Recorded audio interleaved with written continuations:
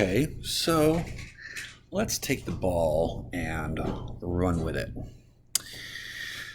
So what we have here is a table of Kas. This is basically the strength of an acid. And you'll notice that this arrow points in the direction of increasing acid strength. So the bigger the Ka, the more it dissociates and the stronger acidic properties it has. So acids that have Kas that are large, usually more than one, they call those strong acids because they dissociate completely. And in that case, the pH is easy to calculate because it'll be equal to whatever the normality of the solution is. So if we know that HCl, which is a strong acid, and we know that it dissociates completely into H plus and Cl, it's easy to calculate the pH because if you have a 0.1 molar solution of HCl, it's a 0.1 molar H plus. And then to calculate pH, all you have to do is plug it into our equation. pH is equal to the negative log of the H plus. Well, when it's negative log of 1 times 10 to the negative 2, like a solution of this would be, then the pH would just be 2, and that's pretty easy. But weak acids don't do that. So what we're going to do is we're going to use this process for Ka to calculate pH because we use Ka to determine our concentration of H plus. So let's say that we have a concentration of HF and it has a concentration of 0.1 molar, and we know that this is not a strong acid because it's got a Ka that's less than 1 by quite a lot. We know that when it dissociates into H plus and F minus, but it doesn't dissociate completely because it's not a strong acid. It's got a Ka of 7.2 times 10 to the negative 4. And if we were going to write the equilibrium expression, it would look like this. And it's pretty straightforward. So if we were going to calculate the pH for this, we need to know H plus. We could plug it into our equation for pH. That's this guy. So let's do this. Let's say, and we could do an ice table if we wanted. Let's say that we're starting with this solution, and we assume that when we start, we assume that no dissociation has taken place.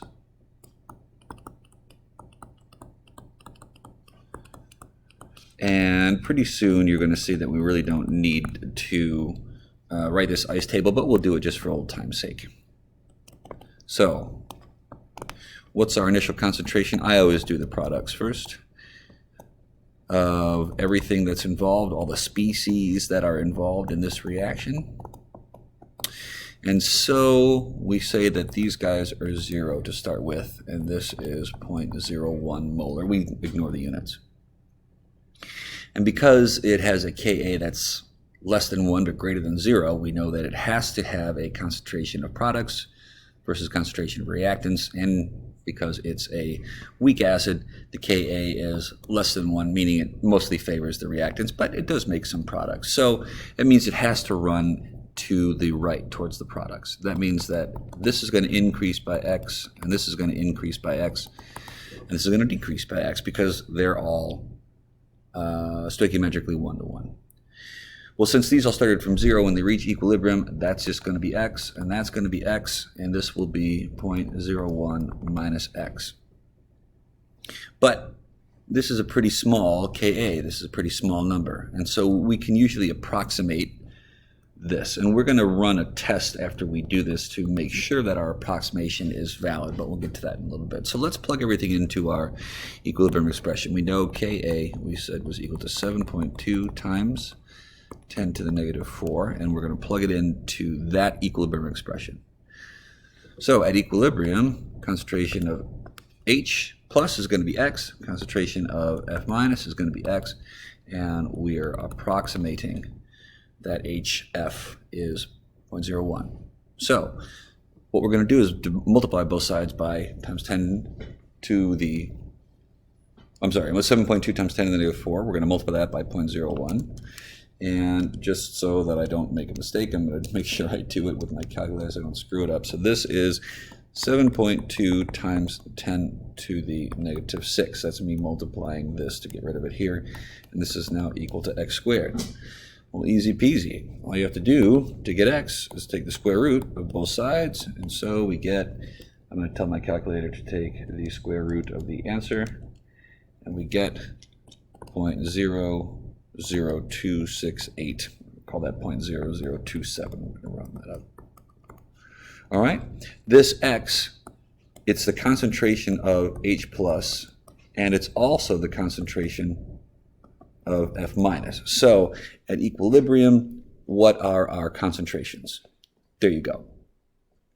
However, and then we could go on to calculate the pH. So let's actually do that. We'll say that pH. So if this is our concentration H plus, we'll plug it into our equation. pH is equal to negative log of the H plus.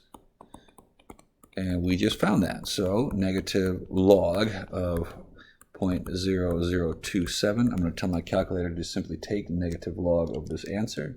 We get a pH of 2.57. And we're golden. And this is our answer. What's the pH of this solution? 2.57. What's the concentration of all species involved at equilibrium? H plus and F minus are equal to this. And because we approximated our HF, it's basically stays the same. The trick that we have to keep in mind is that we can only use approximation only if this acid is less than 5% dissociated.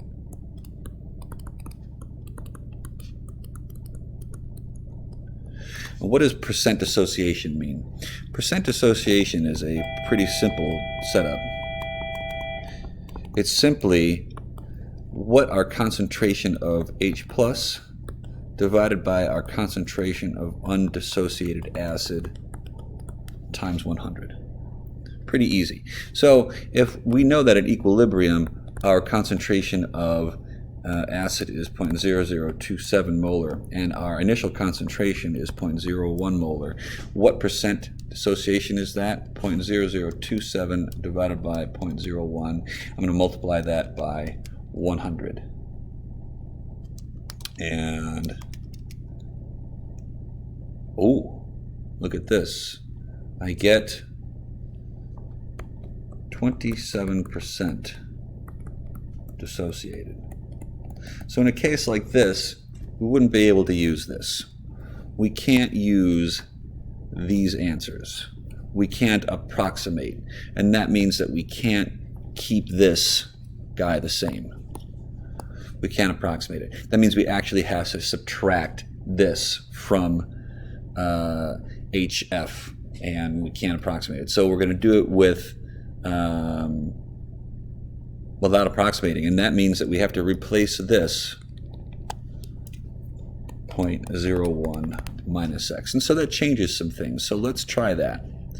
Because we can't approximate, let's do it again. Ka equals 7.2 times 10 to the minus fourth. And this is equal to our concentration of H plus at equilibrium, F minus at equilibrium, and HF at equilibrium. And we can't approximate. So this is now x, this is now x, and this is now 0.01 minus x. So solving for x, we have 7.2 times 10 to the minus 4 times 0.01 minus x equals x squared. So this might end up in quadratic territory. Let's see what we get.